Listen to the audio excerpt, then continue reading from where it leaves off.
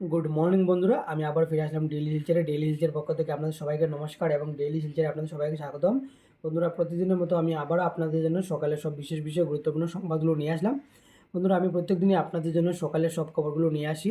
আপনারা যারা চ্যানেলে নতুন রয়েছেন, আপনারা চ্যানেলটিকে সাবস্ক্রাইব করে রাখবেন। আমি যখনই পরবর্তী ভিডিও নিয়ে আসবো আপনারা সঙ্গে সঙ্গে দেখতে পারবেন। বন্ধুরা, এবং ভিডিওটা দেখার সঙ্গে সঙ্গে লাইক এবং শেয়ার করতে ভুলবেন না। আজকের সকালে বিশেষ গুরুত্বপূর্ণ সংবাদগুলো হলো, গ্লোবাল ইলেকট্রনিক হাব হচ্ছে অসম, বললেন হিমন্ত। টাটার 27,000 কোটির সেমিকন্ডাক্টর উদ্যোগের ভূমিপূজন জাগিরোডে।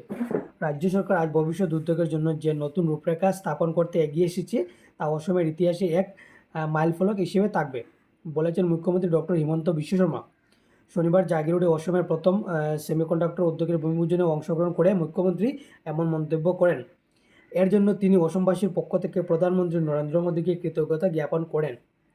প্রযুক্তিগত প্রগতির ক্ষেত্রে এক মাইলফলক স্থাপন করে শনিবার জাগিরোডে রাজ্যের প্রথম সেমিকন্ডাক্টর অ্যাসেম্বলি অ্যান্ড টেস্ট ফ্যাসিলিটির ভূমিপূজন অনুষ্ঠানে মুখ্যমন্ত্রী ডক্টর হিমন্ত বিশ্ব শর্মা অংশগ্রহণ করেন। উল্লেখ্য, দেশের সেমিকন্ডাক্টর ক্ষেত্রে ভবিষ্যৎ নির্মাণের দিশায় গত 13 মার্চ প্রধানমন্ত্রী নরেন্দ্র মোদী এই প্রকল্পের শিলান্যাস করেছিলেন। শনিবার টাটা সন্সের চেয়ারম্যান তথা পরিচালনা সঞ্চালক এন চন্দ্রশেখরনের উপস্থিতিতে ভূমিপূজন সম্পন্ন হয় জাগিরোডে। মুখ্যমন্ত্রী বলেন, টাটা গ্রুপের সঙ্গে অসমের সম্পর্ক নতুন নয়। অসমের চা শিল্পের সঙ্গে টাটা গ্রুপের 200 বছরের সম্পর্ক এবং সেই সম্পর্ক এখনও অটুট রয়েছে। মুখ্যমন্ত্রী বলেন, অসমের চা বাগানে 29,000 শ্রমিককে টাটা গ্রুপে কর্মসংস্থান দেওয়ার পাশাপাশি 1 লক্ষ লোকের জীবিকার দায়িত্ব বহন করেছে। অসমে স্কুল ছুটির হার ভয়াবহ, উদ্বিগ্ন শিক্ষামন্ত্রী। সংখ্যালঘু উপজাতি অধ্যুষিত চা বাগানে বাড়ছে স্কুল ছুটির হার। অসমে ভয়ঙ্করভাবে বাড়ছে স্কুল ছুটির হার। মাঝপথে স্কুল ছেড়ে দেওয়া শিক্ষার্থীর হার গোটা দেশের মধ্যে সর্বোচ্চ অসমে। ফলে উদ্বিগ্ন কুচ শিক্ষামন্ত্রী রণজ পেগু। স্কুল ছুটির হার বৃদ্ধির সত্যতা স্বীকার করে শিক্ষামন্ত্রীর দাবি, সংখ্যালঘু এলাকা এবং উপজাতি এলাকায় অধিক স্কুল ছুটির হার।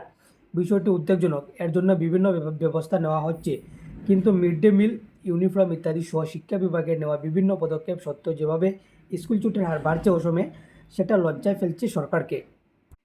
ব্যঙ্গে পড়ল ক্রেন। উমরাংশুর সিমেন্ট প্ল্যান্টে জখম বহু শ্রমিক।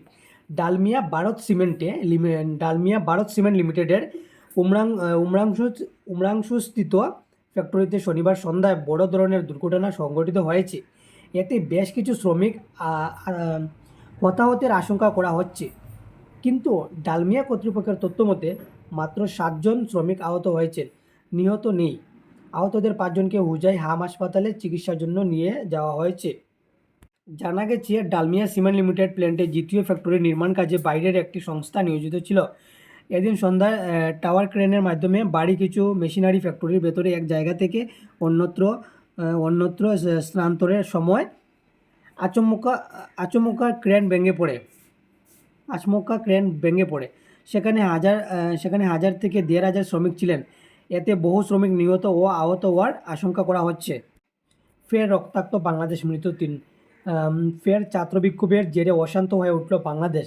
অগ্নিগর্ভ পরিস্থিতি তৈরি হলো জামালপুর, কুষ্টিয়া, ঝিনাইদহ, কুমিল্লা সহ বাংলাদেশের বিভিন্ন অঞ্চল। দফায় দফায় সংঘর্ষে জড়িয়ে পড়েন পড়ুয়ারা। আর কুমিল্লায় ছাত্রদের মিছিলে দুষ্কৃতীরা গুলি চালিয়েছে বলে অভিযোগ। গুলিবিদ্ধ হয়েছেন 5 বিক্ষোভকারী। শনিবার রাতে একেবারে লেখা পর্যন্ত 3 জনের মৃত্যু হয়েছে। খুলনায় এক হিন্দু পুলিশকে পিটিয়ে মেরে ফেলেছে আন্দোলনকারীরা। গাজীপুরে মৃত্যু হয়েছে এক বিক্ষোভকারীর। সিলেটে বিক্ষোভের মধ্যে পড়ে এক সাধারণ পথচারীর মৃত্যু হয়েছে। হাসিনা সরকারের পতনের দাবি তুলেছেন বিক্ষোভকারীরা। তাদের বৈঠকে বসার আহ্বান জানিয়েছেন বাংলাদেশের প্রধানমন্ত্রী শেখ হাসিনা। ওই দাবি প্রত্যাখ্যান করেছেন আন্দোলনকারীরা। আজ পদক নিশ্চিতের লড়াইয়ে লাভলিনা। নিজের প্রথম অলিম্পিক্সে পদক পেলে পরবর্তীতে প্রত্যাশা আরও বেড়ে যায় আরও ভালো খেলার তাগিদ, যাতে নিজের পারফরমেন্সকে আরও উন্নত স্তরে নিয়ে যেতে পারা যায়। বিশ্বের প্রত্যেক অ্যাথলিটের ক্ষেত্রে এই কথাটি খাটে। তাদের মধ্যে ব্যতিক্রম নন লাভলিনা বরগোহাই। অসমের একমাত্র ক্রীড়াবিদ হিসাবে ভারতের প্রতিনিধিত্ব করতে প্যারিসে প্রথম ম্যাচ থেকেই দাপট দেখিয়ে জিতে কোয়ার্টার ফাইনাল নিশ্চিত করে নিয়েছেন তিনি। পূর্ববর্তী টোকিও অলিম্পিক্সে পদক জেতা অসম কন্যাকে নিয়ে প্যারিসেও আগ্রহ বেশি। তার মা বাবা সহ আশাবাদী। অসমবাসীও প্রসঙ্গত গত 31 জুলাই প্যারিসে প্রথম ম্যাচ খেলেন অসমের বক্সার। রবিবার তিনি নামছেন কোয়ার্টার ফাইনালে। সবাইকে ধন্যবাদ বন্ধুরা। আমি আবার আপনাদের জন্য পরবর্তী ভিডিও নিয়ে আসবো।